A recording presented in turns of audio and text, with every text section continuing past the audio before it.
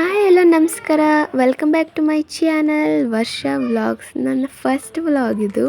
ಎಲ್ಲರೂ ಲೈಕ್ ಮಾಡಿ, ಶೇರ್ ಮಾಡಿ ಮತ್ತು ಕಮೆಂಟ್ ಮಾಡಿ.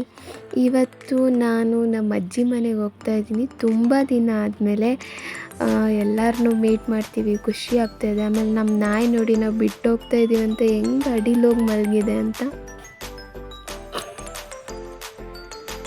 ಸೊ ರೆಡಿಯಾಗಿದ್ದೀನಿ, ನಾನು ನಮ್ಮಮ್ಮ ಇಬ್ಬರು ಹೋಗ್ತಾ ಇದ್ದೀವಿ. ನಮ್ಮ ಅಕ್ಕ ಆಫೀಸ್ಗೆ ಹೋಗಿದ್ದಾಳೆ, ಅವಳು ಹಂಗೆ ಮುಗಿಸ್ಕೊಂಡು ಅವ್ರ ಹಸ್ಬೆಂಡ್ ಜೊತೆ ಬರ್ತಾಳೆ. ಈಗ ಹೊರಟ್ವಿ, ಬಸ್ಸಲ್ಲಿ ಹೋಗ್ತಾ ಇದ್ದೀವಿ. ಸೊ ಬನ್ನಿ ಹೋಗೋಣ. ಈಗ ಮೈಸೂರಿಗೆ ಬಂದ್ವಿ, ಹಂಗೆ ಹೋಗ್ತಾ ಹಣ್ಣೇನಾದರೂ ತೊಗೋಗೋಣ ಅಂತ ಹಣ್ಣು ತೊಗೋತಾ ಇದ್ವಿ. ಈಗ ಮೈಸೂರಿಂದ ಕಂಪ್ಲಾಪುರ ಒಂದೇ ಬಸ್ಸು, ಹೊರಟ್ವಿ.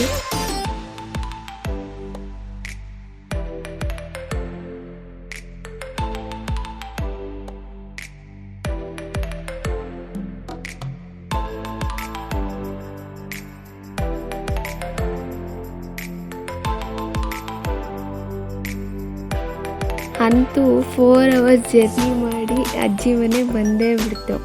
ಇವಳು ನಮ್ಮ ಮಾಮನ ಮಗಳು, ಇವಳು ಅಷ್ಟೇ.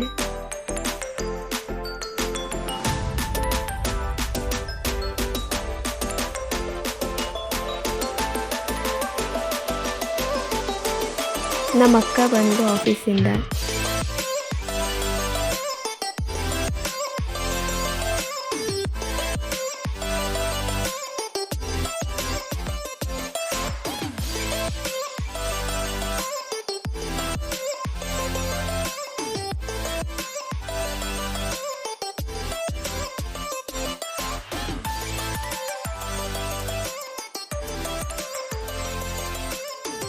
ಹಬ್ಬ ಇದ್ದಿದ್ದರಿಂದ ನಾಟಿ ಕೋಳಿ ಸಾಂಬಾರು, ಮಟನ್ ಚಾಪ್ಸು ಮತ್ತು ಶಾವಿಗೆ ಕಾಯಲ್ಲಿ ಮಾಡಿದರು. ಬಟ್ ನಾನು ನಿಮಗೆ ಅದೆಲ್ಲ ತೋರ್ಸೋಕ್ಕಾಗಲಿಲ್ಲ, ಬರೀ ಸಾಂಬಾರು ಮಾತ್ರ ತೋರಿಸಿದ್ದೀನಿ ಇಲ್ಲಿ.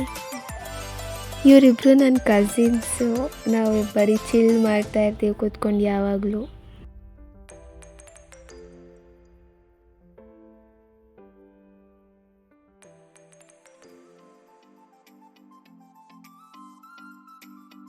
ಸೊ ಬನ್ನಿ, ಈಗ ಶಾವಿಗೆ ಮಾಡೋದು ತೋರಿಸ್ತಾ ಇದ್ದೀನಿ. ಇವಳೇ ಒತ್ತುತ್ತಾ ಇರೋದು ನೋಡಿ.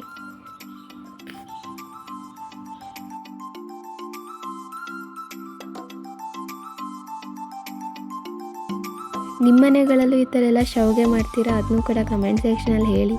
ಇದು ನನ್ನ ಫಸ್ಟ್ ವೀಡಿಯೋ ಆಗಿರೋದ್ರಿಂದ ಒಂದು ಮಟ್ಟಿಗೆ ಮಾಡಿ. ನೆಕ್ಸ್ಟ್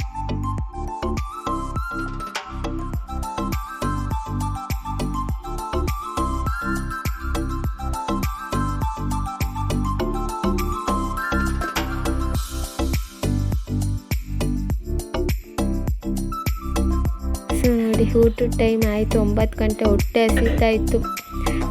ಮಾಡ್ತಾಯಿದ್ವಿ. ತುಂಬಾ ಟೇಸ್ಟಿಯಾಗಿತ್ತು. ನಾಟಿ ಕೋಳಿ ಸಾಂಬಾರು ನಮ್ಮ ಅಜ್ಜಿ ಮನೆಯಲ್ಲೇ ಅವರೇನೆ ತೋಟದಲ್ಲಿ ಬೆಳೆಸಿ ಕಟ್ ಮಾಡಬೇಕು ಕೋಳಿ.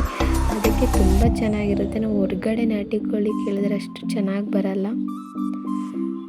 ಸೊ ನೋಡಿ, ನಾನು ಯಾವ ಥರ ಚಿಲ್ ಮಾಡ್ತಾಯಿದ್ದೀನಿ ಊಟ ಮಾಡಿ ಜಾಸ್ತಿ ಆಗಿ. ಎಲ್ಲ ಮಾತಾಡ್ತಾ ಕೂತಿದ್ರು. ಸೊ ಇವತ್ತಿನ ಬ್ಲಾಗ್ ಇಷ್ಟೇ. ಎಲ್ಲರನ್ನೂ ಮೀಟ್ ಮಾಡಿ ನಂಗೆ ತುಂಬಾ ಖುಷಿ ಆಯಿತು. ತುಂಬ ದಿನ ಆಗಿದೆ ಈ ಥರ ಅಜ್ಜಿ ಮನೆಗೆ ಬಂದು ಟೈಮ್ ಸ್ಪೆಂಡ್ ಮಾಡಿ. ಇವತ್ತಿನ ಬ್ಲಾಗ್ ಇಷ್ಟೇ. ನೆಕ್ಸ್ಟ್ ಬ್ಲಾಗಲ್ಲಿ ಸಿಗ್ತೀನಿ. ಅಲ್ಲಿವರೆಗೂ ಟೇಕ್ ಕೇರ್, ಬಾಯ್ ಬಾಯ್.